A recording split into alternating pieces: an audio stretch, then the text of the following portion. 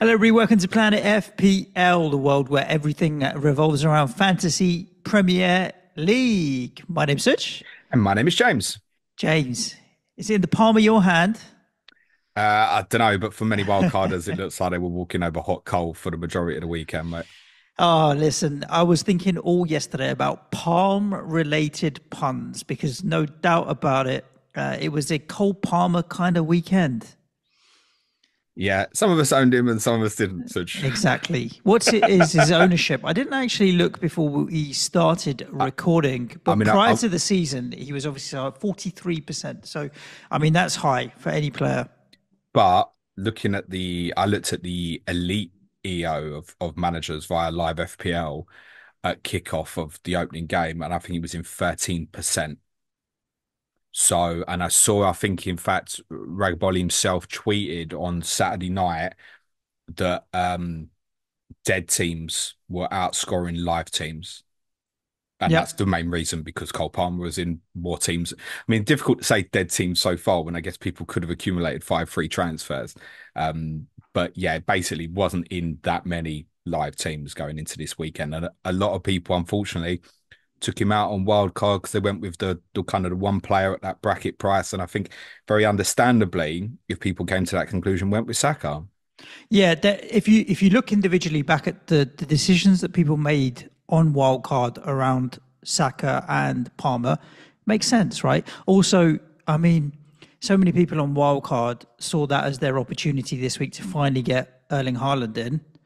And that also made sense based on the run and the tear up that he's been on. And it was his first blank of the season. Yeah, So but he's blanked at Newcastle. Well, he's going to blank at some point, isn't he? exactly that. But I think when you wild card, you're really generally looking for an immediate gain because you're setting your team up for what you have in front of you. I Look, get that. you had two red arrows off the back of your wild card, right?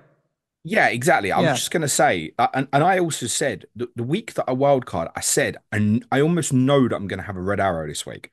I Mm. obviously bench boosted in game week one. I needed to restructure massively, and I think it's okay to do that, right? When I'm wildcarding in game week three, that's got to last me sort of 18 odd weeks or so before I can use another one, right? So it's not an immediate decision. I think that if you're wildcarding in game week 33 and you're going to bench boost in 34 and free hit in 35 and all these sort of things, yeah, you want to hit the immediate gain right there. And but I think don't judge if people have had a really bad beat this week, and some will have wildcarding this week. Like, you didn't do it just for game week six. You did it for what's No, to come in no, future weeks no, as no. well. So go back and revisit it in 5, 6, maybe even 10, 15 weeks to see if it's worked or not. It's, of course, it's easy. And I've seen so many teams on Twitter this week. It's like, if I've scored 40, if I hadn't touched my team, I'd have scored 65 and stuff like that. Well, yeah, well, Palmer's going to be a big reason for that alone for a lot of people, isn't it? Yeah, yeah, and there's also plenty that didn't own and who are in the 20s off wildcard, like mid 20s, high 20s. I really don't want to call out name and shame, but it's not Don't shame. don't Don't get me shame wrong. people, It's Suj. not name and shame, but it is name. But the reality is you're in your 20s now. We'll come back to your team in a second, James, because you've had a stormer. I obviously was on wildcard. And I'm not, one of my pet hates on podcast, James, is I tweeted this. Well, you put it out on a different platform, not on the show. But the story of my wild card is very much the story of how a lot of people's weekends would have played out. I started the game week at 391,000 rank, wildcarded. I went with Flecken in goal over Raya because of the doubts around Raya. And in the end, decided that I'm just going to go double Arsenal, not triple Arsenal, even though I wanted to try and get Havertz in, but I couldn't make the squeeze. So Gabriel, Pedro Porro were the only two defenders that stayed with me through wildcard. Saka, Smith Rowe, and Bomo stayed with me on wildcard, and Ollie Watkins and Erling Haaland stayed with me on wildcard. Tyler Dibling was a cheap option for me. I decided to get him in. Rico Lewis at 4.7 I thought was a decent option as well, as was Greaves at Ipswich as a cheap option as well. So those three I got in. Morgan Rogers came in. I bought him early on wildcard and he'd gone up in value. I think he's a decent shout. Trent came in for me. I had a this decision to make between Trent and Diaz. So it was either Trent plus a cheaper midfielder or Diaz plus a cheaper defender. And decided to go with Trent. I think he's just more consistent over a longer period. Like Diaz will have his ups and downs, whereas Trent, I feel like, will be more consistent. So I went with Trent. And so my last choices were who's my striker and who's my other defender. And it was a choice of and Vandenberg or Solanke and Rico Lewis. And I went with the Lewis-Solanke pairing rather than Havertz and Vandenberg. Driven also by, I had Flecken in goal, so I didn't really want to double up Vandenberg and Flecken. Locked it in. First game, Captain Haaland, blank. Okay, here we go. End of the 3:00 kickoffs. Don't have Cole Palmer. All right, here we go.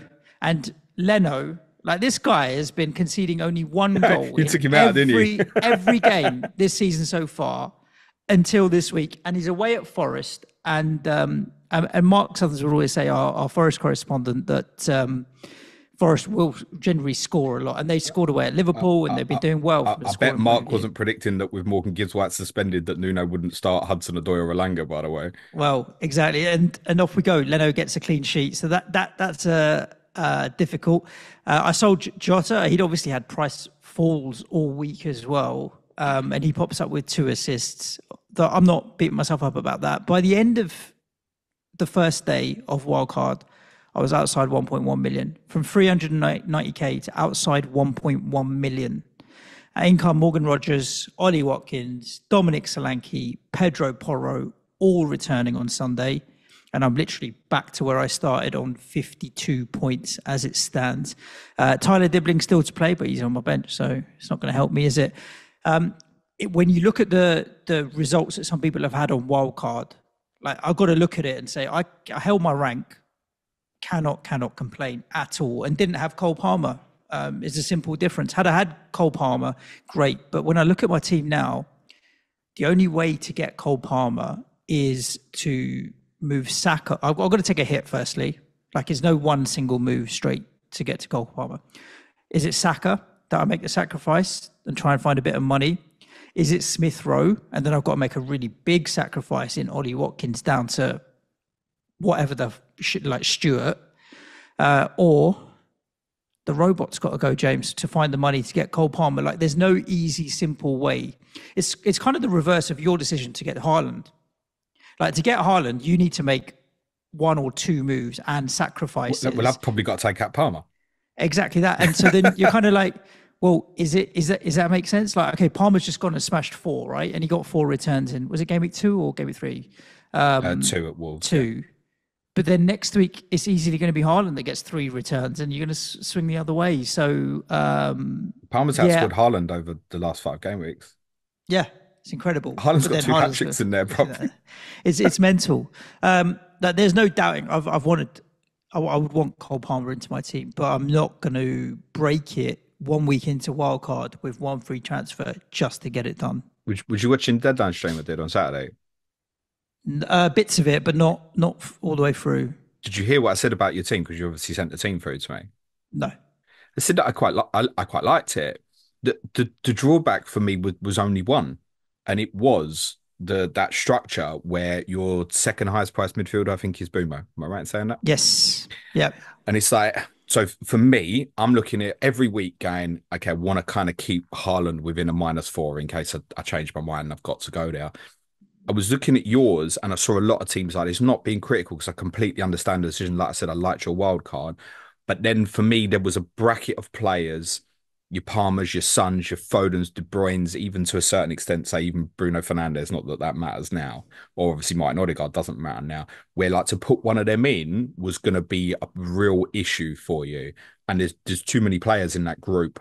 That was kind of like my real concern. Yeah, but then I wouldn't have had 3 strikers. Like I've got Watkins, no, your front three is amazing, mate. And Solanke. Yeah. So I feel like they could pop. Okay, Haaland didn't score this week, and Solanke got a goal but didn't get bonus. What's going on with the bonus? Like a striker scores and doesn't get bonus. It's a bit mad. Bonus is very interesting for the weekend. Yeah. So overall, like, it depends whatever way you want to look at it. I've held rank where I've seen so many drop millions, and didn't own Cole Palmer. So fairly happy overall, to be honest, and comfortable with my depth on my bench as well. Because you talk a week before Wildcard, you're talking about the Barcos and Lewis Halls and Muniz and stuff. Like, yeah, I would have easily ended up with 9 players any given game week, and squad value, James. So I started the wildcard at 100.2. Straight away when I did my first transfers, we'll drop to 100.1, and now it's 101.1. So in the week of my wildcard, I've made $1 million in squad value, which is sizable as well. So it's not relevant, but also it could be relevant. Previous seasons, I've always neglected squad value. I've just kind of been late on moves and transfers and stuff like that. The irony is that a lot of that squad value increase is players that I own pre-wildcard, like Bomo and Gabriel and Saka and Haaland, all going up. So, yeah. My value is taking a bit of a jump up over the last week or so as well. Do you remember I said to you a couple of weeks ago, I said I'm in real trouble here from value, because people aren't buying the players that I've got. But that's changed now because the players have got performing quite well. Things like Bumo's obviously consistently been having a jump. It's things like that reflects on me putting Bumo in game week 3 on the wild card. And actually, listen, he returned well in 3. But it was carrying him through as well. Yeah, game week 4 and game week 5 fixtures, and knowing there probably wouldn't be a lot there. I mean, he scored at Tottenham, so it didn't work out too badly.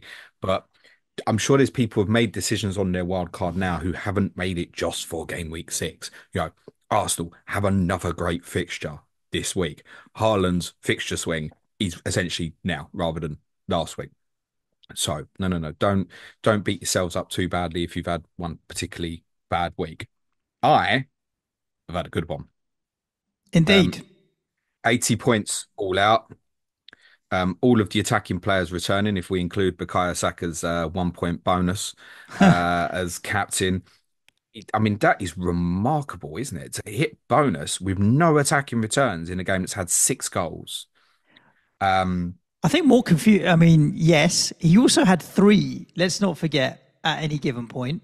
Yeah, I don't want to moan about this now because the points come off me, and also I got like an extra one yesterday from Jota, but I don't like that. I don't like that people go to bed on a Saturday and have one score, and they might not have a player play on a Sunday, and they might have a different score at the end of the Sunday. It doesn't feel quite. I understand why they're doing it, and I also think it gets round problems a little bit more, like say like the Solly March goal that wasn't given last year, for example, or the year before. It should get them around things like that. But to be honest, Saka's some of his numbers, I've taken this from FPL but Cafe. More confusing for me was, why was he on 3 bonus with no returns? I'll tell you. So this is FPL Cafe had put this together. So he got 12 on the BPS for big chances created, 8 for for key passes. Just 20 on the BPS from big chances created and key passes.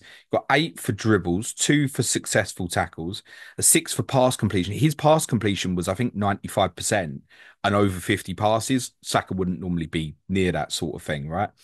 So it accumulated really quickly, where he only kind of needed 1 attack in return, and he was going to be in the bonus.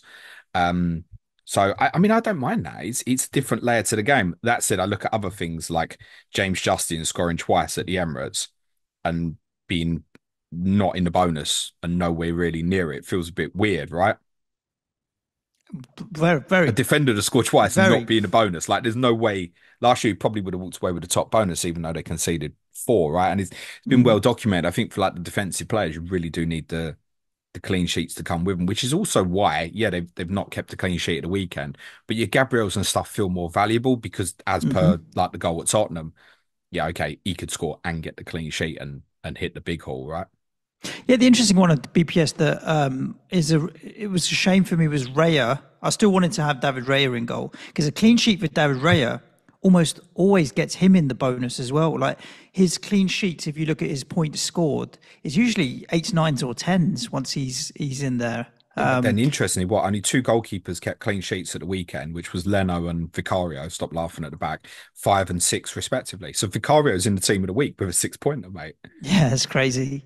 Yeah, there weren't any clean sheets to be had. I think that it's just one of these things where enjoy it. It's this is the whole point of it, right? You've had great swings in the last 2-3 weeks when you've had good results. At the same time, I mean, look at the team of the week. You mentioned it to me off air. Give it a shout out. 142 points. What was that rank rise? Oh my God. It went from, I forget, 4.3 million to, Yeah, I'll tell you, 32K. 32,000, 4.3 million, and game week 4 was 5 And, million. and it's a legit team, by the way. It's been making one transfer every week. This is a Yeah, legit team. It's gone yeah. from, 4.3 million to 32K. And the swings you can still have at this season are still absolutely massive. So I'm sitting here thinking I'm a clever dick at the moment with no Haaland, no Salah, sitting at 41K going, this is easy. Right. Those two players go off massively next week. What's happening to me? Swings back the other Taking a way. major nosedive Yeah, dip away, yeah, and yeah, it's yeah, obvious. yeah, So yeah, yeah. Yeah, exactly that, James. I mean, you look at it, and I look at the teams that are top of the correspondent league, for example. Everybody has Cole Palmer, and surprisingly, like so who's many, top of that leg? you are right now, James. You are right I now. might as well shout out now because I'm sure I won't be this time next Yeah, week. exactly that. But I'm looking at 1, 2, 3, 4. The top 5 all have Cole Palmer. Guess who's 6, James? You, isn't it? I think Yeah, and I don't have Cole you're doing all right. Palmer. So this is it. Everybody's got their own story and narrative and way they're playing it, which is a good thing. Which is definitely a good thing. But there's a clear divide this week in the kind of 55 and below, and then 75 and above scores, and there's kind of a gap in the middle where it's the Palmer owners and the Palmer not owners.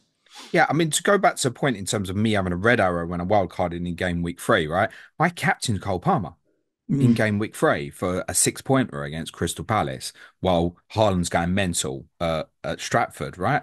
So, in a weird way, it's what I said. Think about future weeks as well. Palmer for me on wildcard was always going in because Chelsea had a great run of fixtures from game week 3 through to game week 7. As said, I completely understand why anybody would have taken the path to go Saka.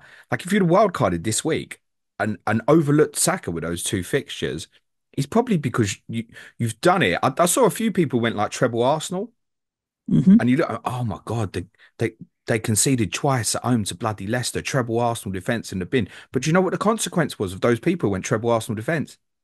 They had Palmer instead of Hmm. Saka, right? Yep. So ironically, they're still laughing. So Yeah, I'm yeah, looking just at look a little further ahead. kind of this game week. I've got Mbomo and Flecken Wolves at home. Wolves are not in particularly great shape. They still seem to score one or two here, but they haven't been doing particularly well. They're still bottom of the league, or Leicester dropped to bottom. Either way, Wolves spot 'em.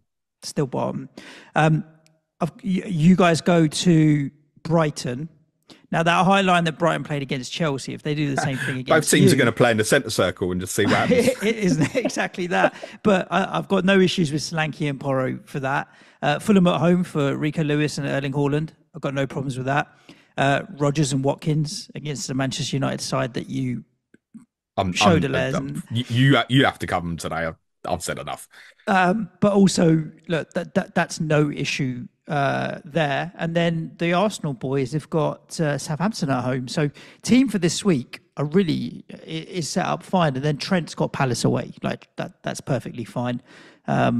My bench ain't great shakes in terms of Dibblings at Arsenal, Smith Rowe's at Man City, Greaves at West Ham away is probably the best of it, but probably won't need Smith it. Rowe, mate, So City will always concede one. So for chance well, it beats Smith Rowe. no, they won't. I'm playing Rico Lewis, so gonna have Okay, the mate. faith. Yeah, so like you said, just keep rolling into the next week. Should we talk about some of these games that We can took place at the weekend? just to clarify my returnees for the benefit of those on the audio. Yes, indeed. So Porro 5 for me, Saka 6, obviously captain, Bumo, Palmer, Jota 8, Rogers 7, Watkins 11, Solanke 6, 3 points from Raya, Gabriel, and Trent. And in terms of me going into this week, I'd always said in terms of me on my no Haaland path, I was always going to be quite, well, I was going to say happy, not happy, but prepared to take him on in game week 7 because the team looks really well set. I'm quite hopeful that I'm not really going to do much with the team for 2 weeks. Probably the decision now is who to captain this week for me. What home fixture for Cole Palmer? I've still got it bust on Saka. Yeah, I don't mind that I'll because make a decision after tonight. we did see what Nottingham Forest did at Anfield, and you'd expect them to go to Stamford Bridge and do something similar and make it particularly difficult. So, but he's just so good, James. Yeah, we'll talk about him more when we Clinical. Phenomenal. Newcastle 1, Manchester City 1. Tough. The narrative that people are spinning, of course, is City with Rodri, City without Rodri. And they haven't won the game and they haven't got Rodri. So you can't be upset with people for spinning that narrative. It's completely understandable. But it's also City without Kevin De Bruyne. And it wasn't vintage. And Newcastle finally showed a little bit more fight, you would say. They were in the game more than I thought they would be. I captained Haaland because everything I'd seen of Newcastle up till now, Haaland, I'm getting there. And it was different from Newcastle. I think they just had a little bit more fight about them. Yeah, it was a strange game. City actually had a brief period after Gordon's equalised penalty. But it felt like they were on the ropes for 5-10 minutes. And I've said this so many times, that can happen to teams at St James's Park. They weathered it, but it didn't feel like they'd win the game. But I also think that they weren't that upset with the draw, possibly as well off the back of what's been happening to them over the last week with the Rodri injury and the chaos of the Arsenal game and the fallout, if you will. Because obviously the fixtures coming up is 5. They'll look at the next 3, Fulham, Wolves, Southampton, and be demanding of themselves 9 points of those 3 games. Yep. And that's probably more important for City. Drawing at St James's Park is not going to define their season one way or the other. It's still a tough place to go. Newcastle obviously without Isak, which it looks like he probably shouldn't have played at Fulham the week before. Eddie Howe openly said he had an injection to get through the pain. I've seen conflicting reports on this toe injury, whether it's broken or not. It sounds like at the moment that he's not going to be available this week. So for people who still weren't, that's certainly a sell category. It did something really interesting off the ball, Newcastle, with Joel Linton particularly, who was kind of going back into deep left back positions. Think how we saw Martinelli do that in the City Arsenal game, but he's quite unusual to see a player do that from a wide central midfield role to end up going into left back. And sometimes when he couldn't get there, he just funneled into a left-sided centre back position to leave Lewis Hall on the outside of him. Lewis Hall played really well, by the way, for those who are still on. There's kind of a mixed bag of fixtures coming up. Like you look at Everton away this week and probably feel okay about it, but you might not be too comfortable in too many of the following ones in terms of playing him. But they were better with him, I think, in the team. I think that was the best I'd seen of him defensively for Newcastle in this game as well. So I think he'll carry on at left back now. Gordon's obviously playing through the middle at the moment and will continue to do so, I guess, while Isak's out. So people looking for something short and sharp for a brief period, I don't mind it, but I don't think. Well, I mean, as a Bruno replacement,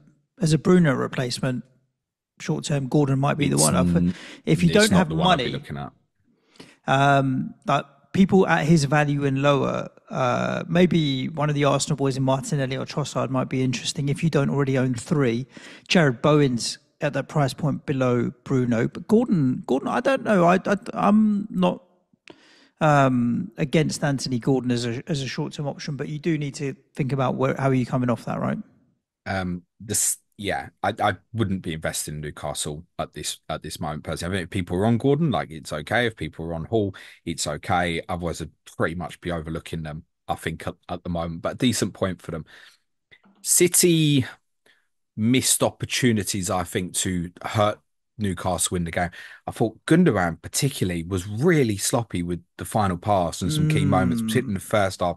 I thought he looked quite off it. He's a player we obviously adore and stuff.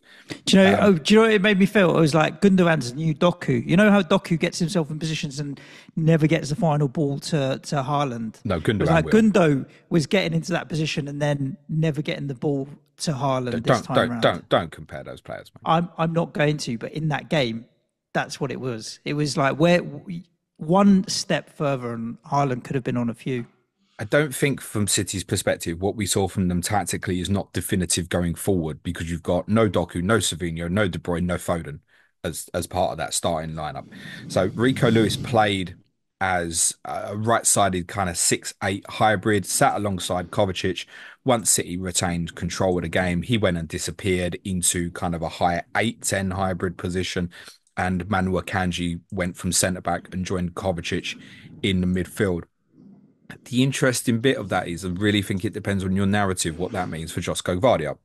So Vardiol scored, brilliant goal, got himself into a position that we saw him in so much towards the end of last season. And it wasn't the only time that he managed to get himself into the box, despite the fact that he played essentially as City's left-sided back three in their back three build. But there's other times of the game where he is sitting now. When he did drift into almost like Udogi positions, going really high from that side, City did leave themselves basically 1v1 with like Diaz and Gordon, and I felt really vulnerable for them. And it's not often I watch City and feel vulnerable for them if there's a turnover. And Newcastle are really good in terms of being direct into their quick forwards when they win the ball back. So I don't think this is definitive of what we see yet for City.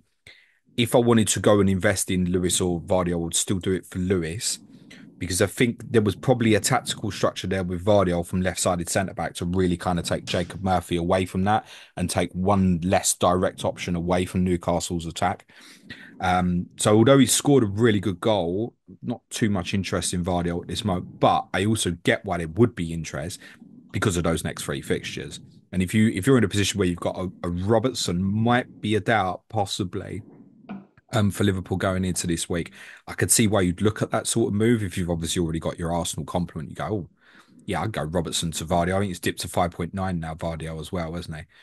Lewis. Yes, he did before the deadline. Yeah, I don't think where Lewis played at the weekend is yet definitive. The risk will be there ongoing each week. But if you want to invest in City defensively, I guess now would be as good a time as any. Haaland is the standout captaincy this game week, and I don't really think there's much debate about that. You mean not going to think against him, are you? No. Even despite the fact Salah, Saka, Palmer all have good fixtures, it's Haaland by a mile, isn't it? If you've got it is home fixture, yeah, for sure. I mean, Fulham are a good team, and they've obviously got Joachim Andersen in there as well now at the back. But yeah, it's going to be Erling Haaland, particularly off the back of a draw. They're going to want 3 points. So yes, absolutely no chance that Joachim Andersen tries to wind up Erling Haaland. No chance. Of course not. Arsenal 4, Leicester 2. The irony of the 4. I mean, the XG was ridiculous. Number of shots was ridiculous. Both ways, actually. Arsenal's XG amassed and Leicester's XG also amassed for the 2 goals was next to nothing. When you talk about like variance or whatever, I'm not really down with the cool kids on variance. It's basically where the result doesn't match the stats, right? Is that what they mean by variance these days, James? Well, Gabriel had the same XG as Leicester, if that's the sort of stat that you want. Gabriel, the defender, not Gabriel Martinelli. Who very nearly scored again, by the way. Yeah, oh man, and Hermanson's got to get credit. I mean, we talked about goalkeepers keeping clean sheets and not getting bonus. 13 saves from Hermanson, definitely no bonus. What was he on the BPS? His baseline 19. I mean, look, he's conceded 4. I get it. Yeah, unfortunately, towards the end. But even if he's conceded 1, he ain't getting a bonus, mate. Yep. Though, it's very close. Okay, Arsenal clearly deserved to win the game. They had the better chances. There's no debate about that. 36 shots. But 9 big chances. But also, they very nearly shit the bed at home again. Off the back of such a good point away at the Etihad, where you thought, okay, we're keeping ourselves in contention. If they'd have drawn, James, Leicester and Brighton, 2 home draws, Like your home games are your bankers, right? You see City doing losing anything at home. They haven't lost at home for years, James. So to Well, start dropping they very nearly points, did last week. I get it, but to start dropping points consistently at the Emirates, they would have been concerned to Yeah, but get two draws in a row, no, I get and they that, but should be beating Leicester, and they did. Let's be honest, they did beat Leicester, yeah, but they left it bloody late. it would have been more. Look, if the game had finished 2-2, we'd be sitting here right now going, "How?"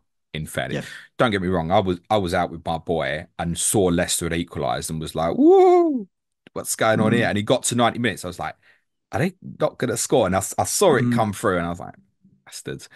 But it also felt a little bit inevitable at the same time as well. The Brighton game is they had a player sent off, right? Yeah, So is how you spin it again. It's like, okay, well, Arsenal now have that title-winning mentality because they know how to get over the line towards the end of a game in Fergie time, or are they not able to get over the line earlier and control games out? It's all how you spin it. I look nah, at it and it's but great that they got over the line. They look at the two definitely goals deserve they've it. conceded, right? It's a deflection on a header, which is no problem at all for And the Raya. If it's screamer just headed normally, right, he'd catch it in his body. It hits Havertz, he's lent to one side, he can't get back. And and the screamer. Justin's goals like a worldie, mate. Mm, And you'd just be going, well, it's one of them, isn't it? It doesn't matter how good you are defensively. If someone does that, you're going to yep. score, right? So, um, yeah, I don't think reading too much into the fact that this was close. The fact that Arsenal scored four by the end is still probably an underperformance on arguably what they should have done. Um, Clates is going to do a piece with me tactically this week in terms of potential evolution of what Arsenal are possibly doing in terms of moving both fullbacks inside. If you're sitting there with Ben White, you're possibly in trouble. However, there is also speculation going around at the moment that Calafiori might have a bad injury. Right. So obviously they play PSG on Wednesday in the Champions League. So keep an eye out for news. He seemed to pop up with quite a few chances. I mean, towards the end, they're piling on the pressure. But the amount of times on the highlights that I saw, it was like Calafiori off corners or whatever, having a bit of an attacking threat. I was quite surprised by it, to be honest. But don't know if I wouldn't go there. But Well, Calafiori, I'm not at the moment with yeah, a potential no. doubt. I think Clates didn't he? I think. Mm. I know if he'd have been on Wildcard, he at least definitely would have if he didn't go there.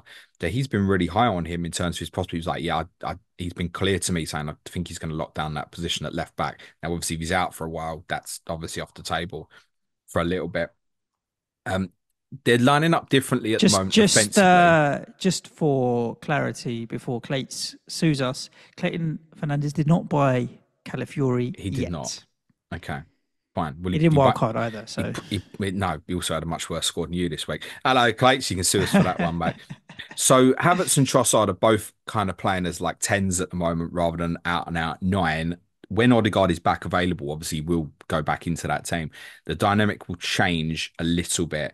So I think what's happening with the dynamic at the moment is possibly getting something quite nice out of Martinelli, but I do think it's very short term at the moment. We don't think Odegaard will be available for this weekend, but could well be back after the break. But I know Adam Pritchard, our Arsenal correspondent, went for Martinelli last week, so he'll be pretty pleased with the return. I think if you were to dive into that, Trossard is more interesting actually at the moment in terms of his positioning, in terms of where he is. But I don't think we've really got clarity with Odegaard how long this is going to last at the yeah, I've moment. heard rumours it could be as much as Christmas. Yes, but it's not So clear. no, Nice goal from Havertz at the end, off his nuts, following Rodrigo Muniz's assist off his bum last week as well, and cojones. that would have delighted owners at the end as well. So yeah, I think nice of Leicester to put the spirit in here after they'd had a difficult week as well. Cooper was getting slaughtered for their performance against Walsall in the Carabao Cup last week. This is one you can just put in the bin. I think for both teams. Big game for Arsenal Wednesday night. I would recommend it if people do want to invest in Arsenal this week who didn't last week, let the PSG game go first on Wednesday night and seek some information. David Raya Friday night and Saturday morning, Suj, the drama about it. Yeah, yeah. I've got nothing to add. I do. And what we need to add into this, I thought of it Saturday morning. So there was Connor Hum, I think his name is, who's an Arsenal correspondent for something. Yeah, loads of followers. Like I'm an 80k followers and stuff. He had the information that David Raya hadn't been spotted at the team hotel. Right. And then he'd messaged Andy, Let's Talk FPL on Andy's stream and said, I'm waiting for a video, but he's been spotted with the team now. And then that video got posted sort of like 20 minutes before the FPL deadline. Um, with Arsenal, we've got to be really, really careful about team news.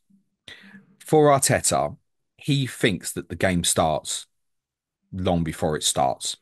And I've said this a few times. It's like Raya against Leicester. It's like, what's the big deal whether you say he's available, he's not available? And listen, there's every chance on the Friday Arteta wasn't sure whether he was going to make it or not. I suspect he probably did know. But for Arteta, these small margins, and he's trying to fight City, I think he feels are very important to him. So does it change Leicester to think, well, when we've got set pieces, they've got Neto in goal, we'll put it right over the top of him, whereas David Raya's like pretty comfortable and confident from those sort of scenarios. So any margin he can have, he'll take it, and he is not going to give you nothing on team news at any point. So, like, if Calafiori doesn't play Wednesday night, we're going to get one or two things. Either we're going to get news like we got with Odegaard, which is like, it's a bad one, it's going to be a while, or he's not going to give you that sort of information because he doesn't want to give anything away. We must know that.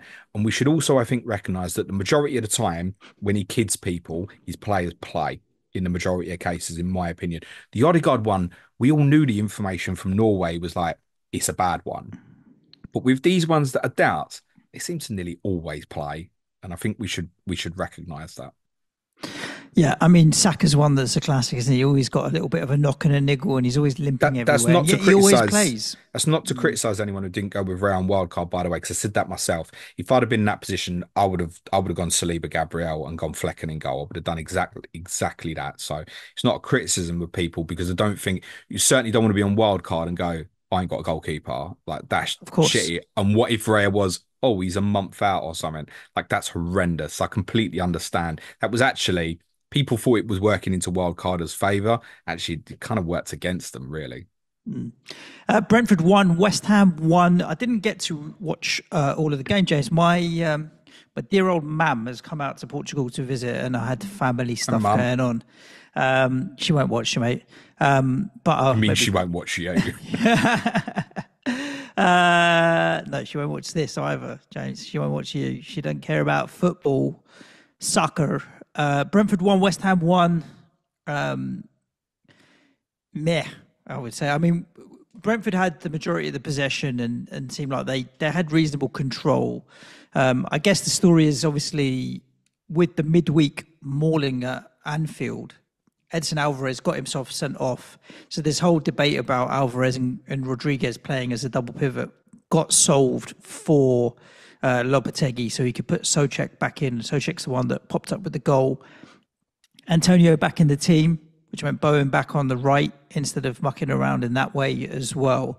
And Todibo got a start, which you think it did make us defensively a little bit more solid over Mavropanos, apart from the fact that conceded in the first minute again. Is there any Premier League player prior to Mboma that scored in the first minute twice in a row? I don't know if there might. I don't know if there ever would be. I wouldn't have thought so. I wouldn't have bonkers. thought so. And again, like we took after we lost last week against Chelsea, and I'm moaning about early goals. Like add another one to the mantelpiece there, James, because West Ham may as well start games 1-0 down. It's bonkers at the moment. We've gone down 1-0 in 5 of the first 6 games, and in the first 10 minutes in 4 of those 5 games. It's ridiculous.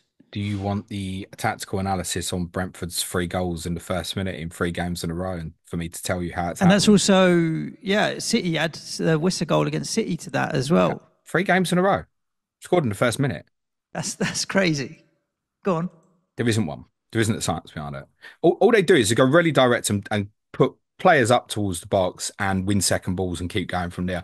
There's not anything in terms of an actual science of they always go to the left hand side or no, just start hard and fast. Pretty much, yeah. It's more a case of they're sending you a message early in the game that we want to get territory in your half of the pitch really quickly. But as I also said to you, they're evolving as a team. And you've seen that again, right? 57% possession against West Ham is not something that would have been a great shake when David Moyes West Ham. But West Ham are also changing. Also consider within that Brentford are leading for a really long period of the game and yet still had 57% of the ball. That's 53% of the ball in the first half when they've been leading all the way through, right? It's worth saying they've scored 3 goals in the first minute in the last 3 games. They also haven't scored in the rest of the games in the It's last true. three. So typical spin your narrative either way. Um, all four of the attacking players that people have been looking at played. So played obviously Carvalho, Bumo, Sade played on the right, Lewis Potter on the left. So Bumo in a more central role. You know my opinion on him in terms of a potential asset, and I think people aren't on yet. Are obviously looking towards potentially getting there. Defensively, the really interesting one is that Sepp van den Berg did play. And we didn't have anything from my opinion was we couldn't have anything from the City and Tottenham games that would tell us definitively what would happen next. I think this is probably going to stick now. If I'd have been gambling on a 4.0 defender, I'd have been putting him in this week, except for the scenarios where I ended up with Flecken, and therefore I wouldn't have. And I agree with you, Suj. I wouldn't have wanted Not doubling double. up. No, as much as the run is good, I wouldn't have wanted double Brentford's defense. So that might stick now with Van den Berg playing regularly. I think if you are just looking for Brentford defensive assets, I'd take a chance on him. The one I was keen to point out to people on Wildcard was don't go Van den Berg and Lewis. One or the other is perfectly reasonable. But if you are going with both, you may very quickly land in a scenario where you've got two defenders who ain't playing for you very regularly. So taking one risk there, fine. Don't take two would have been the advice. Yeah, I think he'll play regularly enough. For West Ham, Suj, Ipswich at home this week. If I was on Wildcard this week, I'd probably gamble, Jared. Would there be a reason not to? No, I would as well. I would as well. And then Manchester United at home, 2 games from now as well. We're away at your place. In between that, and don't forget, after this week is actually international break. I don't know if that does have any impact on transfers decision making that people are gonna make. But yeah, I would gamble it. About Soucek as an enabler. You think he stays in this team now? Because a few people were looking at him around about the time I wildcarded as an enabler, and then obviously came out the team. It's one of those where logically it doesn't make sense to have him. Like if you look at all of his attributes and what he brings to the team, technically, he's not as good defensively as Alvarez. He's not as good from an attacking point of view as a Paqueta or anybody else. But as a combined package of the all-round, he seems to kind of add value or fit. Such a typical Soucek goal, wasn't it? Yeah, and so was his first goal, and his box crashing so far this season has been exactly that. I mean, there's a number of times where he should have scored this season and didn't, you know, the late opportunity against Villa and stuff. It's one of those where the output that he gives doesn't always add up to what his ability is. He outperforms his ability always, and he finds a way of forcing himself to stay in that team. You talked about it after the Chelsea game, that West Ham are trying to evolve, and evolving too quickly might not work for Lopetegui. And so having someone like Soucek in there might be useful. Yeah, the goal even sums it up. Like it's really nice, intricate play, but then ends with a scrappy finish. That's what you are at the moment. Yeah, there's nothing interesting there. But he's 5 million, and so there's not much else out because Morgan Rogers has gone up above 5 million. Look, Dibbling's had a little bit of an interesting start, but his long-term consistency, I don't know. Like at 5 million, he's not a bad option, only because Morgan Rogers has gone up to 5.2 or 5.3, whatever he is now.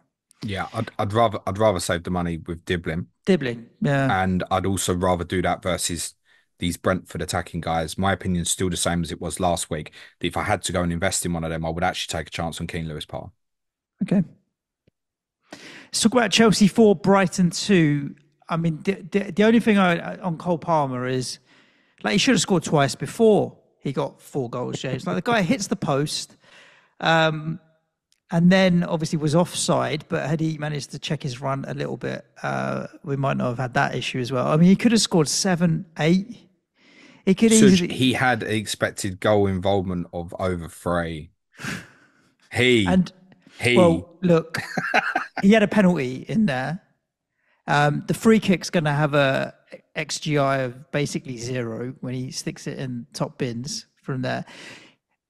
I'm trying to think of a more beautiful left foot. Like when he strikes the ball, when he's shooting, you just think the goal he took against us last week, when he's on his left peg, it doesn't matter how far out from goal he is, he's just a deadly, deadly finisher.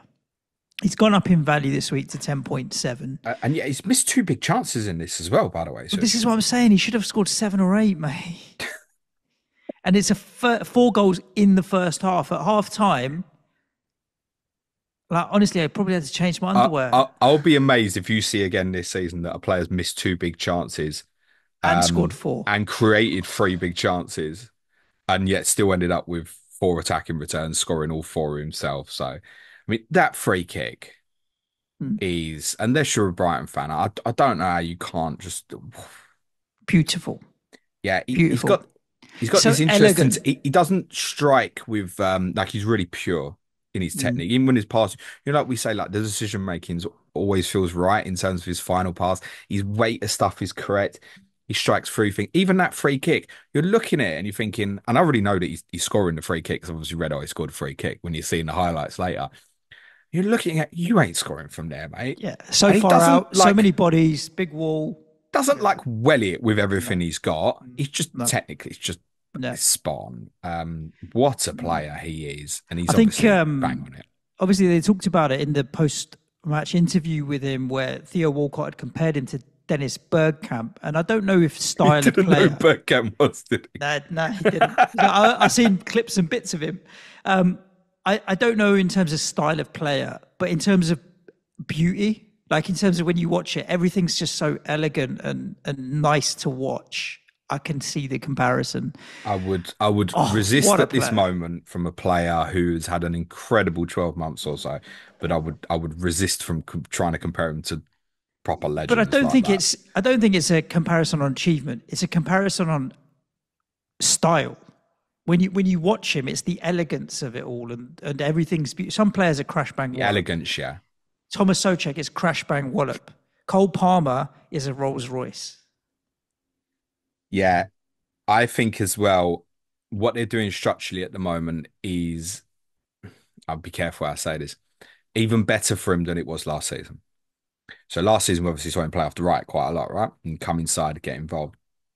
But he's having this kind of right hand side lean, like even more advanced than say like an Odegaard, like similar to Odegaard. He's defending kind of out of possession up front with like Jackson, but he's not playing as a 10, right? He's having this lean into the right hand side. They create a box where they push Enzo Fernandez up alongside him. So he's not like in a 10 position. He's not in a right position. He's in between. And he's always in between.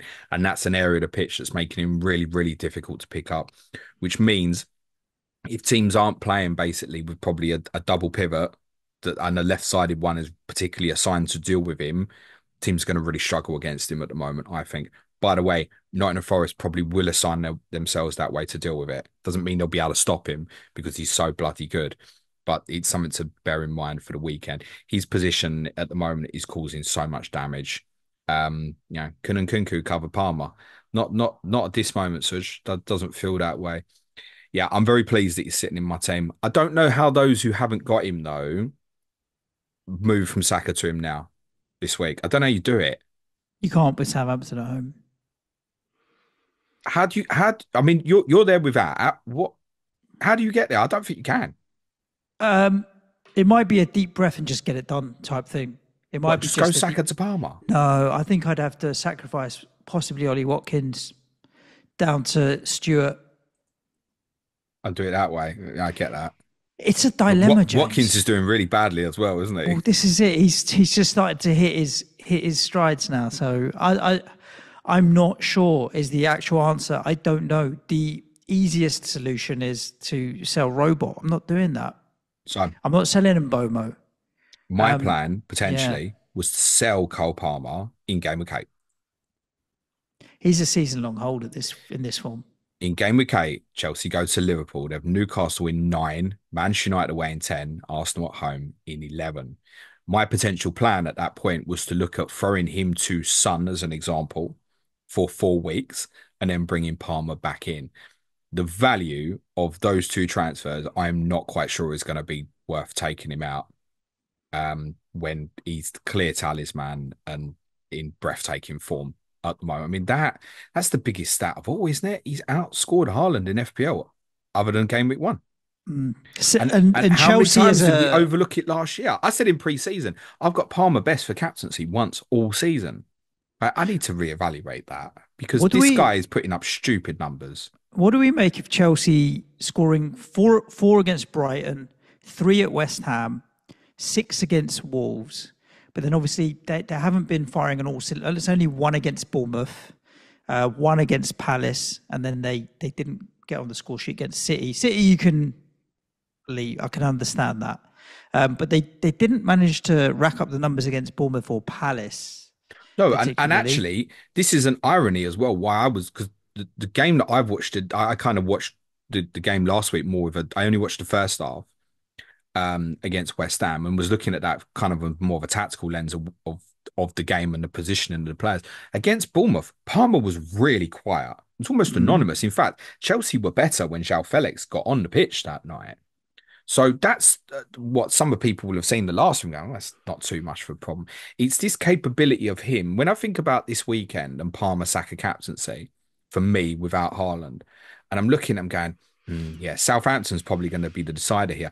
But I do know in my mind, Palmer has more capability and more probability, I think, to do this batshit stuff than Saka. Yeah, Saka never feels like he's going to get 4 in a game, does he? no, you talk about he's outscored Haaland. Well, Haaland, 61 points, but then 42 of them are in 2 games, where it's 17 and a 25. So, and those are the ones that really hurt. It's like when Haaland goes big, big. Those are the ones that really hurt. If someone goal and assist here or there, 10s and 12s, you can cover half of that off with another player. It's very hard to cover off the big calls, and he is definitely that player that can go big, big, big. Yeah, I'm going to get him. I just don't know when. I'm going to get him. There's a few people who would have wildcarded this week and gone Chelsea triple up. I think they'd probably be pretty happy with that because I think Nicholas Jackson would have gone with. Mm. Um, He Obviously could only have the got more. assist this weekend, but he's doing really well at the moment. Nicholas Jackson, which is part why and Kunku's not on the table. Malo Gusto obviously came back in the team this weekend on the right hand side, which meant Fofana moved back into centre back. Robert Sanchez had a couple of unfortunate moments, which I think kept Brighton in the game because Brighton's high line was a little bit suicidal here, and it's worth caveating by saying, yes, obviously Parma, Chelsea, really good at the weekend, but my goodness, did Brighton play into their hands at the weekend? Obviously, they play my team next. Could be a fun one. That's all I'm gonna say. You know that with the kind of on the halfway line stuff, it's obviously in jest, but yeah, there will be space in behind for both teams. Pedro, I think, is a miss for Brighton at the moment. Those who've held, I think, need to think about what they're doing because reality is, I mean, I've got Brighton bottom my ticker over the next 5. It's not just Tottenham at home, then it's Newcastle away. Sure, it's Wolves, then it's Liverpool, then it's City. Tough run of fixtures. So Sam Murray be on the Clash of Correspondence with Ricky Saunders. That's the game we're doing this week for COTC on Thursday. And it does feel like the honeymoon period's ended a little bit with Hertzler. You know, drawing at home to Ipswich, drawing at home to Forest. I think after the first couple, they won the first 2 really well, although perhaps a little fortuitous against United. Then obviously got that point at Arsenal when people were asking questions like, oh, are they going to be the one to push through the ceiling again this year? Doesn't feel like that right now. I find Kadioglu playing at right back quite interesting that he's got thrown into this. That's quite tough. Stupin obviously still played at left back. I think probably the bigger one for Brian was the miss of Van Heck at the weekend. Because if they want to play a high line with Duncan Webster at centre back, with 2 aggressive fullbacks who want to go forward on either side, yeah, bring that to my team on Sunday, please. So Did you know, Van Heck news this week really important, I think. James? Did you know Everton have more points in the league than Crystal Palace? Everton 2, Crystal Yes. Palace 1. No, that's Palace because in the Palace are winless. Palace are in the bottom 3. And Glasner did say it's like the end of last season was so good. It's a bit of a reality check now for Palace because as good as they are or have been, no wins. And slightly starting to get a little bit concerning. Everton, on the other hand, Dwight McNeil, a few gambled hit on him on Wildcard and have done really well. The most went with Calvert-Lewin because obviously he went up in price and was popular. But I did see a few that gambled on Dwight McNeil, and they've had a real great result off it. One of my favourite goals of the weekend from a neutral perspective. Not just because it's a great strike, but partially because Dean Henderson's dive is quite comical, and I want people to go back and watch that. Yeah, another one where the honeymoon period is over really for Palace. I did think Everton would win this game. It'd been a positive week for them with the takeover talks. Branthwaite being Branthwaite being fit. back, such a major difference. He's not at fault for the goal that Palace can score from a set piece. Everton have actually might be the most for conceding from set plays. They're lining that out now. Branthwaite's back, but there's something to bear in mind that they do seem to be conceding goals from set pieces. Think about Jacob Greaves maybe playing them in a couple of weeks. You playing them soon as well? I think you are. Yeah. Yes. Something to bear in mind potentially. Palace, I said this after the United draw, it just doesn't feel right at the moment. To me, it feels like trying to shoehorn certain aspects of the team, and I think the manager's part responsible for that. And Ketcher's playing this deeper role. He's new signing. It's not being critical of him specifically, but he's a 9 as far as I'm concerned. But or at least he's going to be a central body with wide players either side of him, rather than ask him to track back and hit to the right hand side. Kamada is just not working in central midfield. It feels a little bit like Glasner's got hold of him in a free and it's his boy because he's had him before and he wants to get him in this team. Not helped by having to play Jefferson Lerma at left-sided centre-back this week, but they have to because the understanding was that Trevor Chalobah was back fit. I realise he's not had minutes particularly yet, but he was in the squad at the weekend. That will help if they bring that back into the team. But despite the fact, I think obviously Liverpool's tough this week, and then there's some really good fixtures afterwards. People with Eze and Mateta, it's more Eze than Mateta, obviously, are looking to move, I think. Yeah, With Eze, definitely. there's a consistency that I think, you don't need to be forced into selling. But if you're an Eze owner and, excuse me, you haven't got Bumo and you're looking at them playing Wolves this week, or you're looking at Bowen playing Ipswich, you're getting tempted, aren't you? I think at 100%. similar And price. it's Liverpool next, and Liverpool defensively have been really good this season so far. So I'd quite fancy Liverpool for a clean sheet, even though it's at Selhurst this weekend. For Everton, 2 brilliant goals from Dwight McNeil. Jokes aside, that is a brilliant strike for the first one. He takes the second one really well. He's playing in this new position in the 10 role and falls into a category of player at that price bracket that absolutely can be considered at the moment. 1 point of a real disappointment for Calvert-Lewin owners. I think now that Brantwaite's back in the team, you will see Everton keep a few clean sheets in the next 6 or 8. I think that will improve. I wouldn't be surprised if quietly they start putting some good results together. And Dyer was pretty impressive again at the weekend. I haven't seen a huge amount of the game. Doesn't surprise me that Everton won this.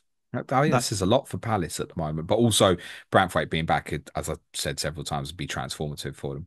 They've got Newcastle next at home, which would be a tricky game. But after I that, Ipswich, Fulham, Southampton, West Ham, would not decent be run. surprised if Everton beat Newcastle at the weekend.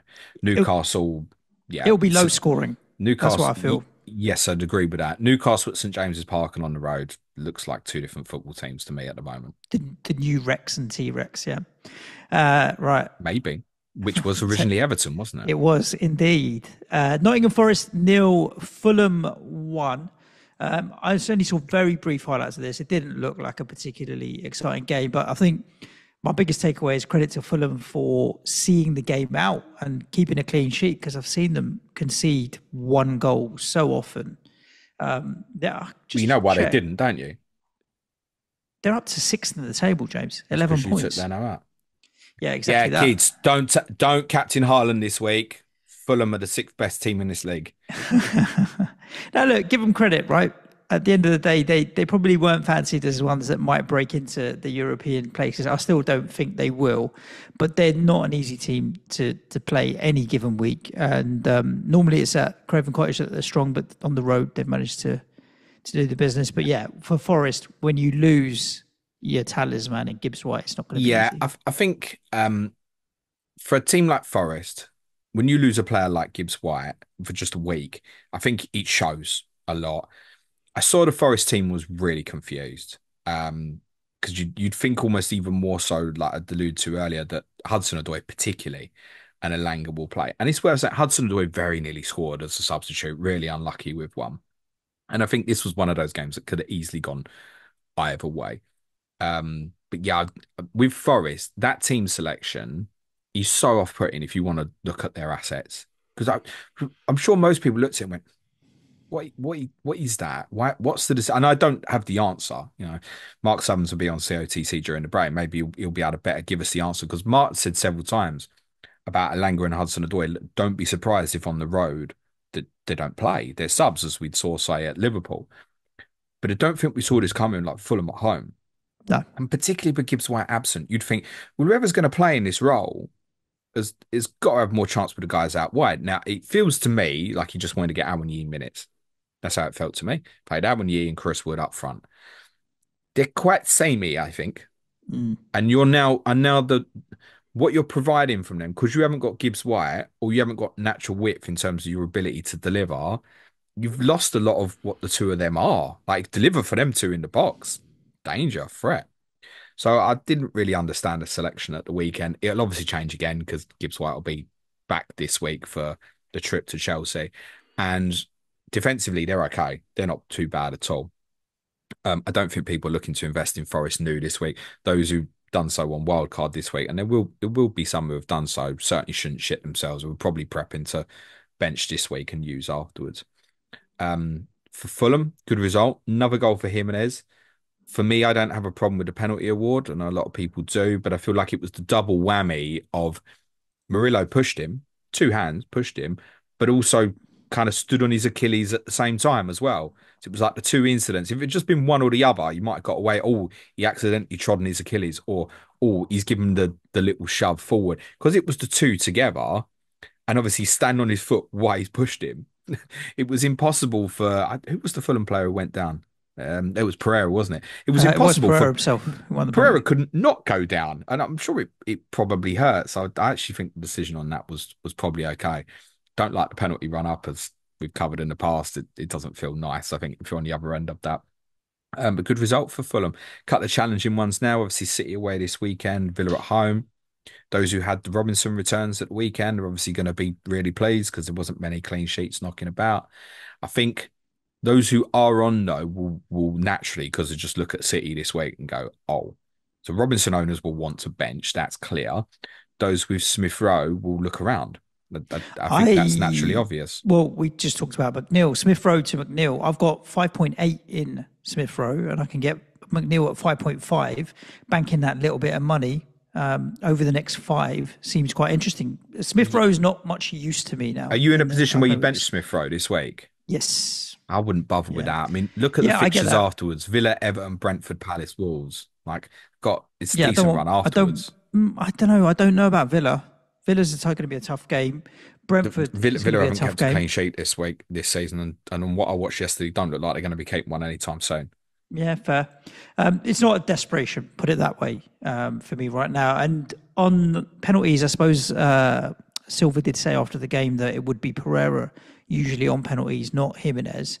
I don't know if people have gone with Jimenez as their cheap forward because of penalties. I don't know if many will have done, but No, I don't think so. maybe because Pereira was the one fouled, he decided he didn't want to take it in that Pe- moment. I think with Jimenez is one as well. You wouldn't want to look at what's coming up this week as well.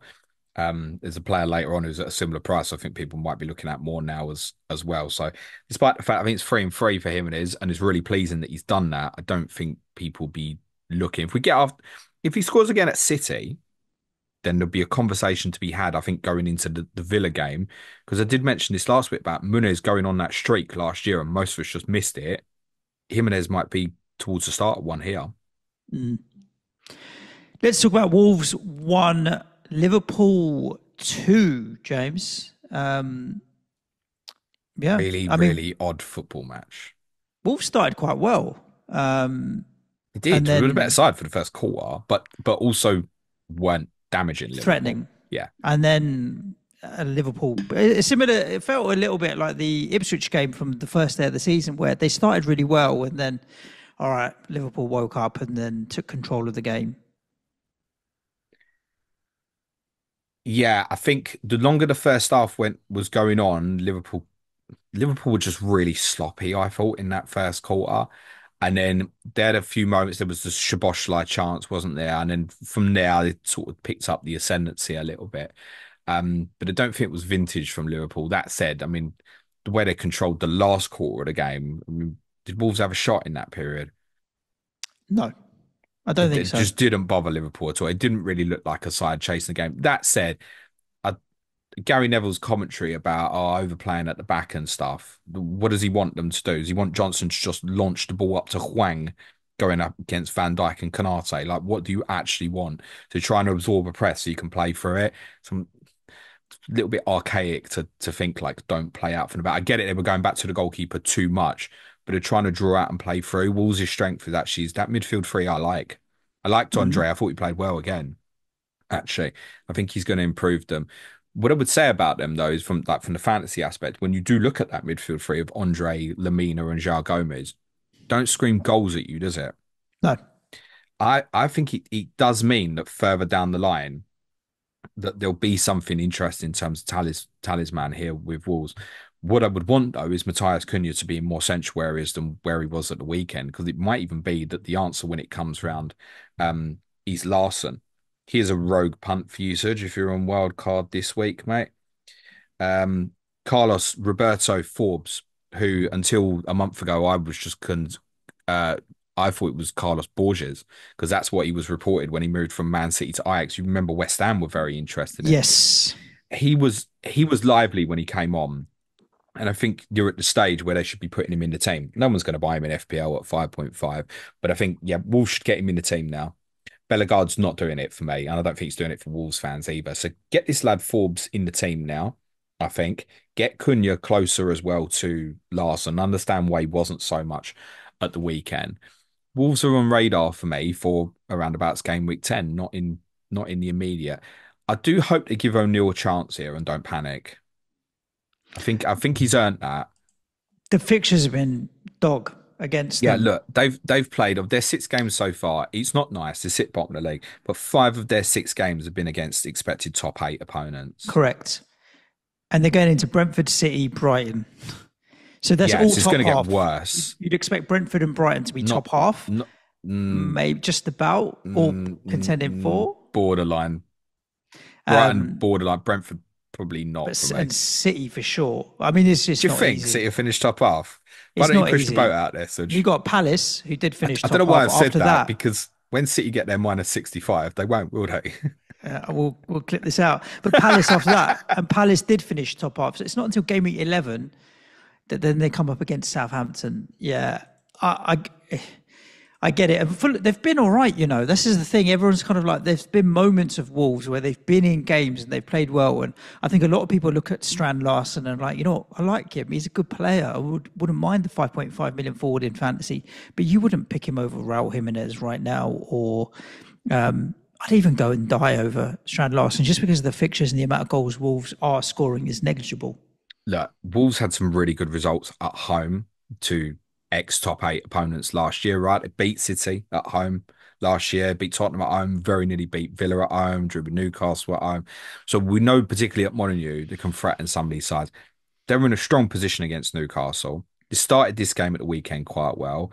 The Chelsea game in the first half was carnage, and eventually Chelsea, and particularly Palmer and Madueke have killed them in the second half. But actually, when you look across the 6 results, I think most neutrals would have gone, what do you think Wolves would be on after 6 games? And we'd have gone 3 or 4 points, Mm. probably. So I don't think it's too much of a shock. I said this before, Wolves need to keep themselves kind of just close.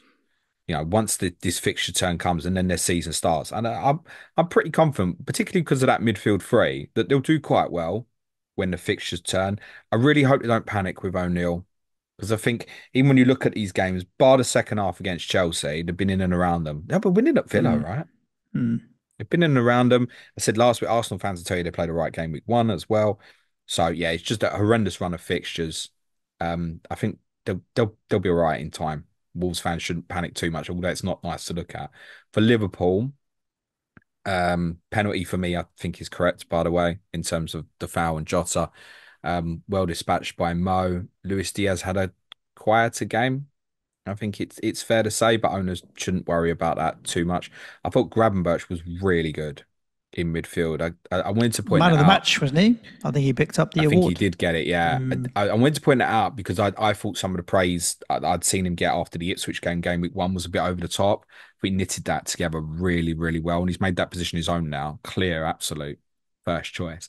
And I do think we can look at Liverpool's team, and what we're seeing at the moment is the first choice team. yep. It's clear as day. Diaz, Jota, favouritism, all there. What you have to remember, of course, is to play Wednesday night, and then they play 12:30 on Saturday away to Crystal Palace. So, assessment of what the team will be next week can't really be made till we see what happens on Wednesday night. And if I think it's also clear enough that if a Jota or a Diaz plays 90 minutes Wednesday night, then we'd have to factor in that there's a little bit of a concern that they won't start on Saturday. Mm. That's where it's at because Slotter's already shown he's happy to play Gakpo or Nunes. Obviously started against Bournemouth last week, for example. So as a Jota owner, I'm constantly on my toes. There isn't an intention at this moment to sell him with how Palace have been so far. I'd be quite happy to play him again this weekend. But I'm on my toes about it. If he played 90 minutes Wednesday night, I'd have to have a think about what I'm doing next, I think. The goal Liverpool conceded was so stupid. So many mistakes in there. Yep. Kanate largely played quite well, but he waits for Alisson. Alisson waits for him. Then Van Dijk and his aura turned his back. It was just such a mess of a goal that they conceded. Fair play for Aït-Nouri getting up and in that position. But yeah, decent result for Liverpool. They can be much better than this. That's promising. Are they top Liverpool? I think they are, aren't they? Top of the league, 15 points with City and Arsenal both on 14 behind them. It's another one. They're a flip where Liverpool have only played one of the ex top eight, and that's yeah, About to change. the worst of those eight. Ipswich 2, Aston Villa 2 on Sunday, James. Do you remember a few short weeks ago, everyone was lamenting Ollie Watkins. He started the season with West Ham away and Arsenal, no returns. He's returned in every game since. 4 returns in a row. We got Ollie Watkins back for sure. Anybody that wildcarded early definitely went back to go and get him or planned to go and get him. We've mentioned some 5.5 million strikers there in the last couple of games that we've talked about, but Liam Delap Yeah, popped up with 2 goals. That will get more attention than Jimenez. That was the player that was alluding to earlier. 3 for the season so far. Now it goes into West Ham, Everton, Brentford, Leicester. So 4 good fixtures for them as well. And Leicester and Ipswich were doing all right, to be fair. Yeah, look, A draw at Villa, a draw against Brighton. Like these are almost what you'd call like unexpected Fulham points, are 6th. Yeah. That's arguably the easiest fixture on paper, right? Fulham at home, Drew Fulham there. 6th. That's 4 draws in a row. Yeah, look, you can. They've only lost to City and Liverpool this season.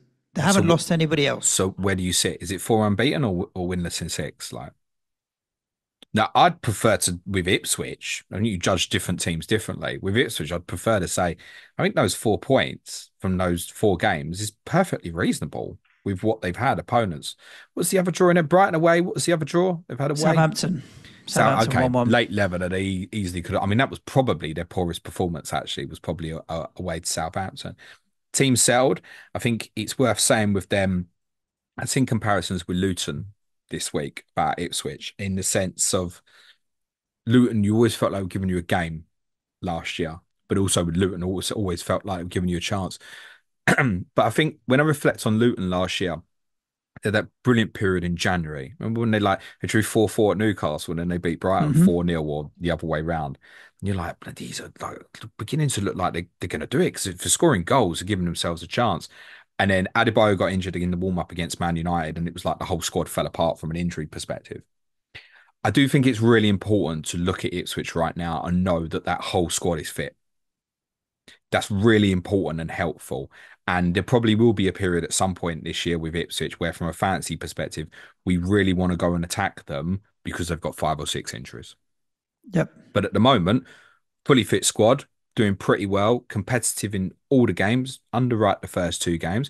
And you look at some of the upcoming ones and think they'll do well. And for those looking at the lap, I don't think you're scared looking at the next 4 by seeing away games against West Ham and Brentford and the home games against Everton and Leicester.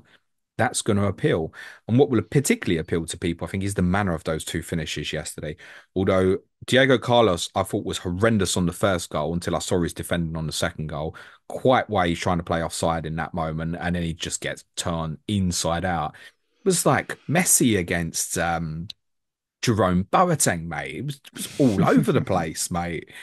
I'm not comparing Delap to Messi, more Carlos's poor defending, but it's really well taken from Delap. Confidence is there. I think having Hurst fit is good for him now as well. So he's not like, oh, I'm playing and pressure's on me. It's more like, well, I've got to keep playing because this lad's on my shoulder as well. But if he keeps performing like that, he will stay in the team. And I think definitely now he's thrown his hat in the ring to be considered with those other forwards at those prices. And I think that also appeals with them as well, where say with Brentford, slightly different example, but you're looking at like King Lewis Potter, Carvalho, Sade. One of them probably does well in these forthcoming weeks, but good luck guessing which one. If you wanted to buy an Ipswich attacker right now, there's no doubt it's the lap. Yep. I don't think you'd be going investing in Hutchinson or Jack Clark coming to team for Schmodix yesterday. Bene came in for Wes Burns. Like, you're not investing in any of that offensively. So if you wanted an Ipswich attacker right now, it's just the lap. So that appeals because that could become a talisman player. Remember something else about Luton though? This time last year, going into remember what happened in Game Week 7 in FPL last year? No. Luton double game week. Oh, okay. Colton Morris captain, and Colton Morris was like the I think the he got one talisman return, didn't he? the talisman at the time. Yeah, he scored at Everton. Yeah, I think he got a 10 Yeah. pointer across the week. It was Yeah. perfectly It was fine. all right. Yeah. So, but Colton Morris was like the man. Then go forward 2 months, and Adebayo had favoritism over him. Mm. So, again, they're a promoted team. We've seen them largely play good teams so far. I personally, before I went and invested in that, would want to see what an Ipswich look like when they play a Leicester. Personally, I'm looking forward to seeing that in a few weeks. Or Well, when listen, they they're going to play West Ham this week, and it's not too dissimilar, mate, based on no, West but Ham's to current be honest, form. even still, it's just another fixture for Ipswich. We'd look at and go, what do you think Ipswich do at West Ham? And there'll be some people listening Probably to this think, lose. I go there and win. But actually, the majority of us are going to go, I think they get beat. Mm. Not an easy game for you though, boss. Oh, I'm not. I'm going to be nervous watching it. Don't get me wrong at all. Do you know what else that Luton team did last year? Commit a lot of individual mistakes. Mm. The defending on Watkins' goal is scary from a collective in terms of how easy that is. It's a really good cross from Leon Bailey, but it's scary how easy it is for Watkins. And Jacob Greaves on the first goal, you ain't going to see many worse clearances than that this season. It's just really, really poor individually. And then Rodgers and Watkins do their thing. For Villa, Rodgers obviously went off early this time, but actually got himself the goal. We prefer the 2 assists to the goal, by the way. No, they're playing Bayern Munich on Wednesday. Yeah, I was going to say exactly I that. You're think 2-1 up. You think you're doing all right. You've got quality in the likes of Durand and Philogene coming on. It's not like they had to replace them with rubbish. It would definitely been a case of we've got Bayern Munich on Wednesday. Let's I, rest these. I thought they would slip up in this game, and I was clear about that last week. But it didn't really happen because of the reasons I thought. I thought it might be a bit of a mental block on them. But I think that mental block, just are you thinking about the Bayern Munich game? It's in your head. What a game Wednesday. What a game Wednesday. That didn't develop until they got in front. But I think it was more a case from then. They were thinking, I think this is probably the first time it's happened for them. They were thinking about conserving energy, I think. Okay. Whereas I think the opposition needed to be put away first before they got to it. And I understand it's a difficult balance when it's new, particularly.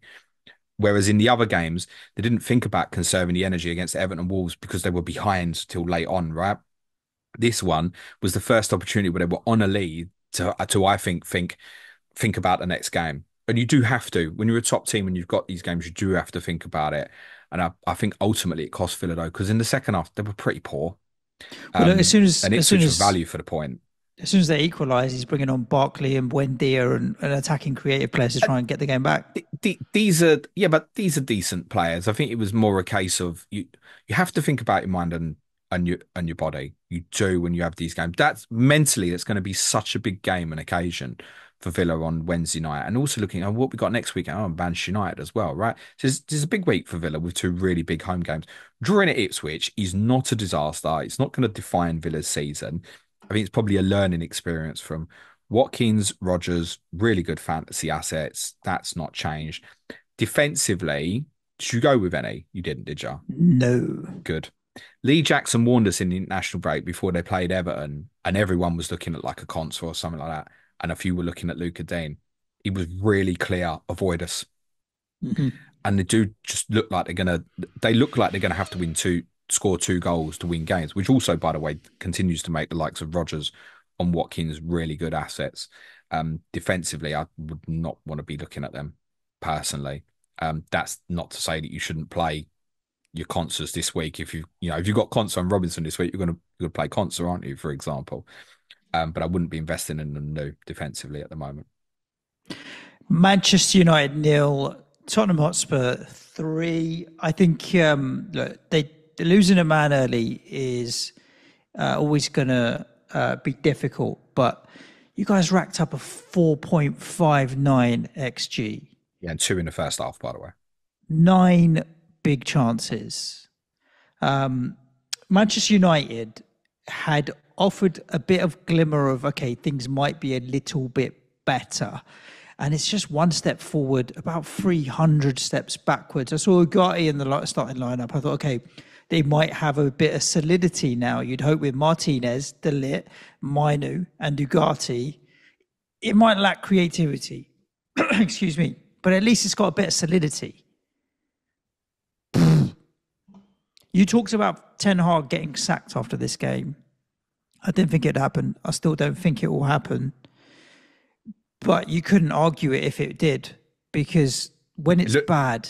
That after the Liverpool defeat looks like a good comment now, and you've been cussing me out the last few weeks about 100%. 100%. And I'll own it.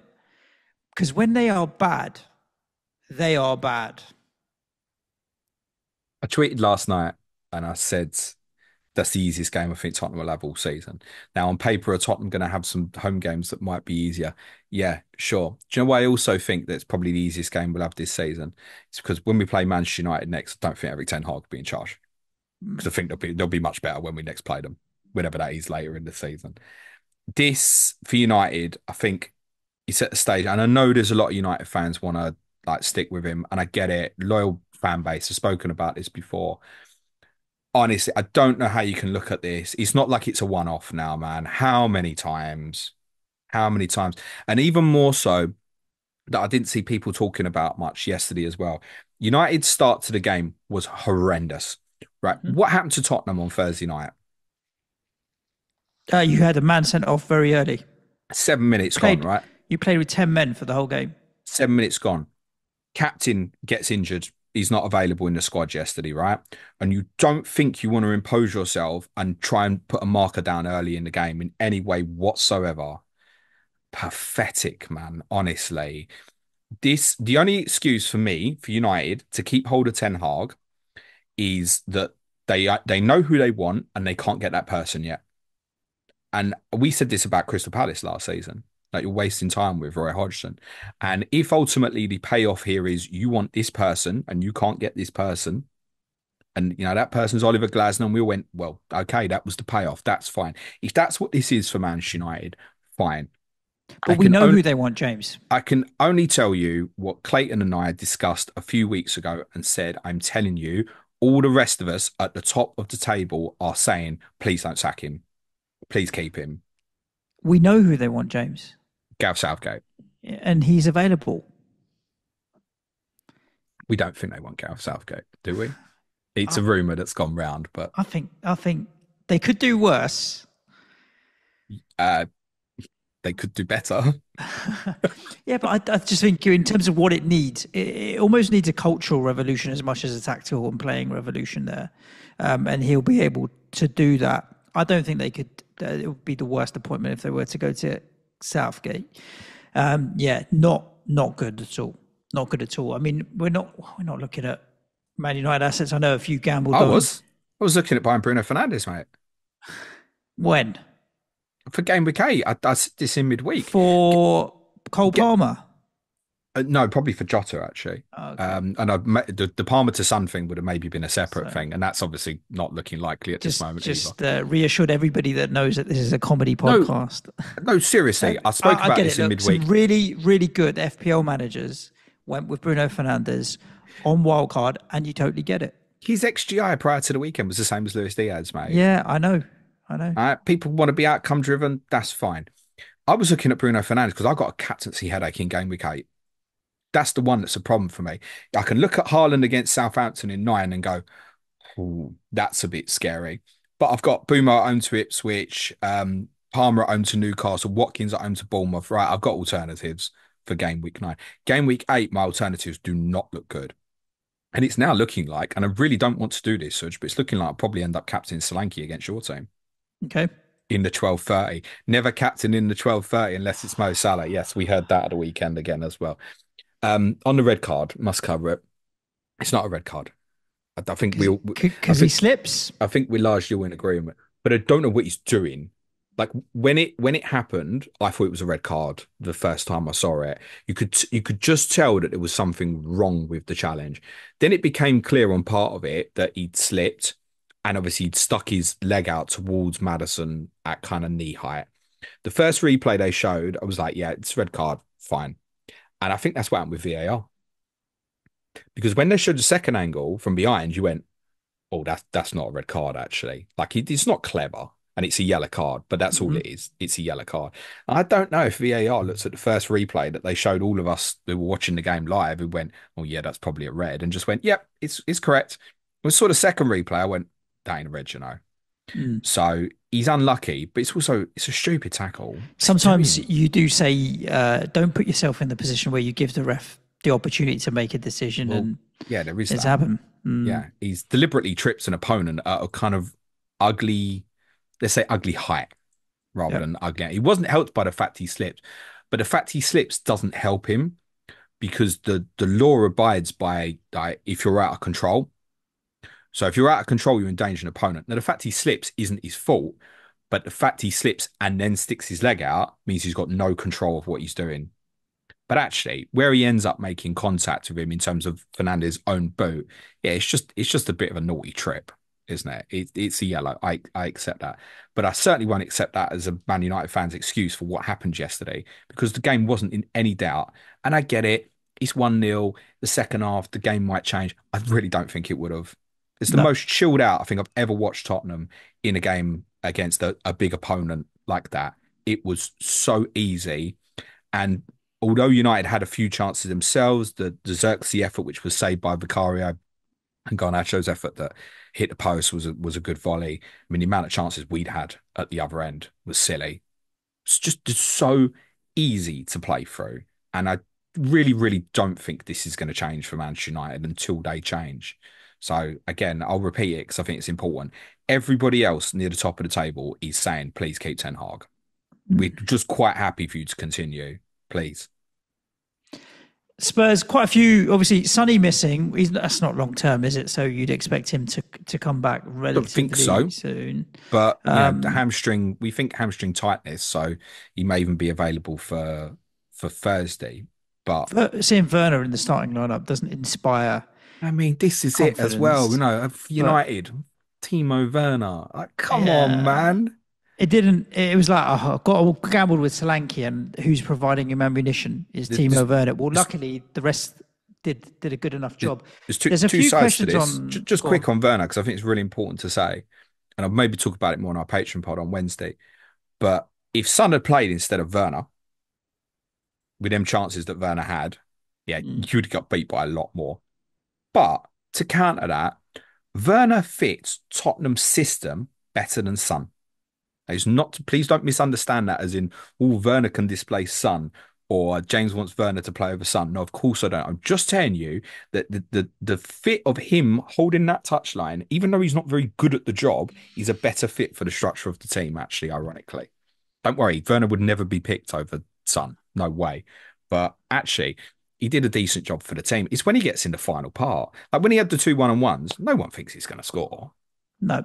Just A confidence isn't few, there. a few now thinking, is the saving on Van de Ven versus saving on Porro or Johnson or Decky, are they decent downgrades on a Bruno, or if you wanted a cheaper way into the Spurs attack?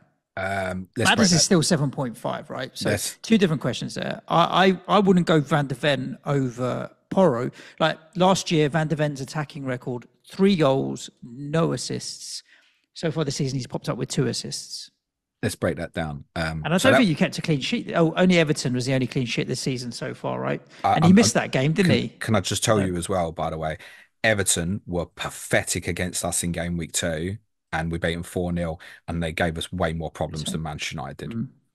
mm, In terms of the defensive, good run that from Mickey, wasn't it? yep. Do you know what I love about it? You know when he takes the last touch before the cross, Mm, surely everybody went, he's pushed that too far. mm. I mean, it's just rapid beyond belief, isn't it? Um, no, but still Porro for me would be worth the extra on the others. Udogi, by the way, we think was removed precautionary. I'd also have a note about Van der Ven and Romero that obviously Dragishin suspended on Thursday in Europe, and deservedly so because he well deserved his red card on Thursday night. So they might both play in Hungary. I don't think they'll both play, but they might. So I certainly wouldn't be investing early. No, I think that Van der Ven has scored, has assisted 2 goals this season from essentially field long 60-yard runs. That's might never happen again. Pedro still had like the cross for Romero's effort. It was Pedro that put Solanke through for the one-on-one in injury time, which Jesus, that would have had me on some serious rank, Suj, if that had gone in at the end. So no, still Pedro for me. In terms of the midfielders, I know there's going to be a lot of questions on them. I think the preference from the fantasy perspective would be Johnson. Just he's on the streak, right? And his confidence is up. He genuinely was smiling before he even scored yesterday. You could see it written all over his face. He could not believe his luck that he'd managed to get himself into that position. He does really well to get himself into that. The one thing that I've never questioned on him is his ability to get in 2 positions. Has always been good. You know, he arrives at the right time for that sort of cross.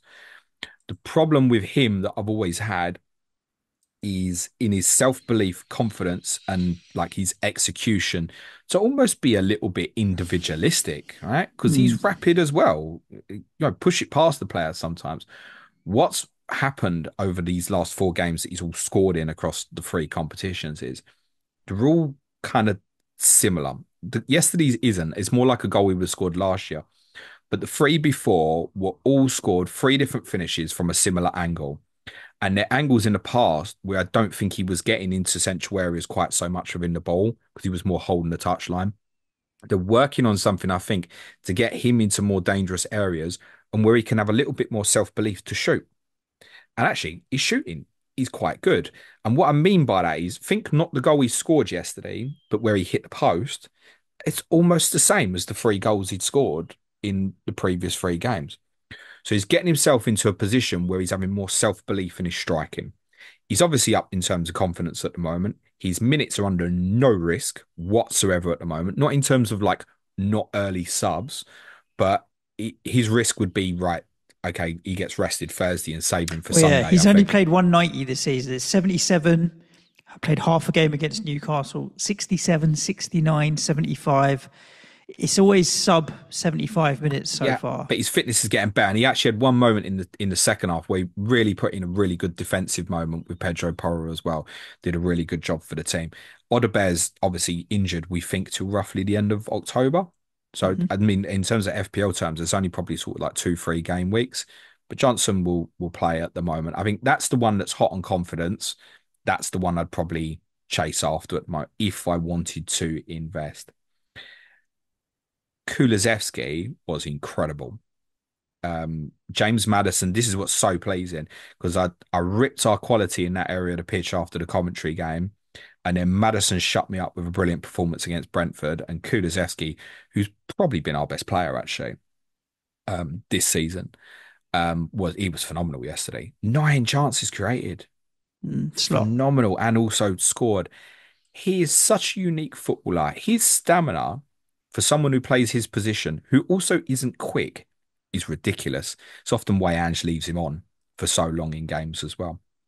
Really at it. So that relationship, I've been saying this for weeks, that Ange wants to play with Madison and Kulusevski. This relationship with them two and the players behind and wide and in front is beginning to click now. Also, very important though, we have just played two teams who wanted to come and play us, or at least are too open. Brentford, I said last week, were involving. Manchester United are the opposite to evolving, but also very easy to play through and play against. So factor that into your thinking. But this weekend possibly provides another game against another team who'd be quite open. And we might have some joy. That's a tough game at Brighton, can easily get beat, but we might have some joy in it as well. So I understand why people would want to invest in Tottenham assets. I think Kulusevski's returns, by the way, I've spoken about this before, for whatever reason, do tend to come away from home. I don't know why, but it's been that way since he joined us. So if you want to dive in specifically for this weekend, I don't mind. But I think the preference would be with Johnson over Kulusevski if you want to invest.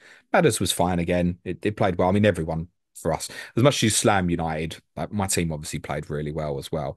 But yeah, Johnson would be the preference from the attacking players. That said, Solanke would be the preference of all the attacking players, without a doubt. And it's been a really good week for him.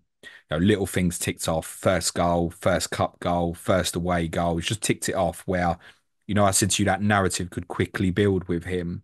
Well, you spent this, and I was talking about it. And I think that's quite important. He is really at it now, Dom Solanke. That's for me is the best forward at his price range in the game. And I will not put anybody off Solanke. The others, the midfielders, I'm less convinced about. I won't put anybody off having Dom. I do not want to captain him against your team in Gameweek 8 because I know that is absolutely 1-0 West Ham Souček written all over it if I do that. But to be honest, when I look at what I've got, it'll probably be the best call. James, I would not put you off captaining Dominic Sankey against my team. I know what I've seen so far this season. I just know. I know what Tottenham West Ham will be, mate. I completely feel if Bowen was on an absolute hot streak right now and I was in the reverse position, I'd still not want to captain Bowen. So I completely understand where you're coming from. We have one more game left of game week 6. So Southampton Bournemouth is the South Coast derby today. I'm sure we'll get it covered off, or you and Clayton can cover it off. Will cover it Wednesday, Wednesday on the Clayton and James show. It's a new show that started this season. If you haven't had a chance to listen to that, I highly, highly recommend. Whenever there's a Monday night game, mine and Clayton's intentions will cover it on the Wednesday podcast. Yeah. Indeed.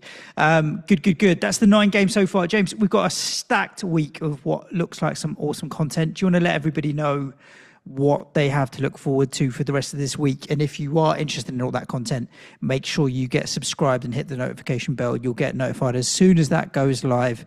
And if you enjoy the content, obviously give us a like as well. People's Poll podcast tomorrow. Keep an eye out on my Twitter at Planet FPL Pod today for the vote. We are taking such a statistical look at the first 6 game weeks. It's up to you whether we focus on players or teams. And I fancy focus on the players. That might not necessarily be the right answer from a fancy perspective, kids, so think about it. Wednesday, Clayton and James show has said we'll certainly cover off Bournemouth and Southampton in detail on that, amongst other things. Thursday, COTC has said is Brighton against Tottenham with Sam Murray and Ricky Saunders. I'll be streaming on Friday, hoping for some better questions than I got on the last Friday, probably 2 p.m. UK time. Patreon pods this week are Q&A today. Me and Clayton will be doing UCL Fantasy tomorrow morning. Wednesday is Tottenham. Thursday, Money in Football, Suj, on the Lasana Diarra case, which will have a resolution this Friday. Are you aware of this? Not as much as I should be. Not as much as I will be by Thursday. It may impact our transfers are done forever. I mean, real, not fantasy transfers.